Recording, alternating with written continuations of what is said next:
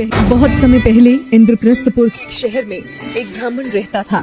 उस ब्राह्मण का विवाह लीलावती से हुआ था, जिससे उसके 7 पुत्र और वीरावती नाम की एक गुणवान पुत्री थी।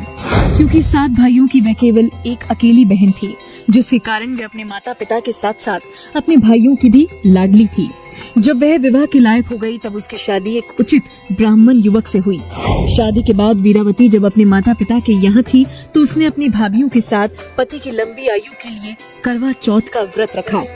करवा चौथ के व्रत के दौरान वीरावती को भूख सहन नहीं हुई और कमजोरी के कारण वे मूर्छित होकर जमीन पर गिर गई। सभी भाइयों से उनकी प्यारी बहन की दयनीय स्थिति सहन नहीं हो पा रही थी। वे जानते थे कि वीरावती, जो कि एक पतिव्रता नारी है, चंद्रमा के दर्शन किए बिना भोजन ग्रहण नहीं करेगी, चाहे उसके प्राण ही क्यों न निकल जाए।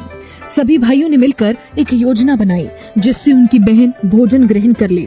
उनमें से एक भाई कुछ दूर वट के वृक्ष पर हाथ में छलनी और दीपक लेकर चढ़ गया। जब वीरावती मूर्छित अवस्था से जागी, तो उसके बाकी सभी भाइयों ने उससे कहा कि चंद्रोदय हो गया है और उसे छत पर चंद्रमा के दर्शन कराने ले आए। वीरावती ने कुछ दूर वट के वृक्ष पर छलनी के पीछे दीपक को देख विश्वास कर लिया कि चंद्रमा वृक्ष के पीछे निकल आया है। अपनी भूख से व्याकुल वीरावती ने शीघ्र ही दीपक को चंद्रमा समझकर अर्घ अर्पण कर अपने व्रत को तोड़ा। वीरावती ने जब भोजन करना प्रारंभ किया, तो उसे अशुभ संकेत मिलने लगे। पहले कौर में उसे बाल मिला, दूसरे में उसे छींक आई और तीसरी कौर में उसे अपने ससुराल वालों से निमंत्रण मिला। पहली बार अपने ससुराल पहुंचने के बाद उसने अपने पति के मृत शरीर को पाया। अपने पति के मृत शरीर को देखकर वीरावती रोने लगी और करवा चौथ के व्रत के दौरान अपनी किसी भूल के लिए खुद को दोषी ठहराने लगी। वे विलाप करने लगी। उसका विलाप सुनकर देवी इंद्राणी, जो कि इंद्र देवता की पत्नी है, वीरावती को सांत्वना देने के लिए पहुंची। वीरावती ने देवी इंद्राणी से पूछा कि करवा चौथ के दिन ही उसके पति की मृत्यु क्यों हुई, और अपने पति को जीवित करने की वह देवी इंद्राणी से विनती करने लगी।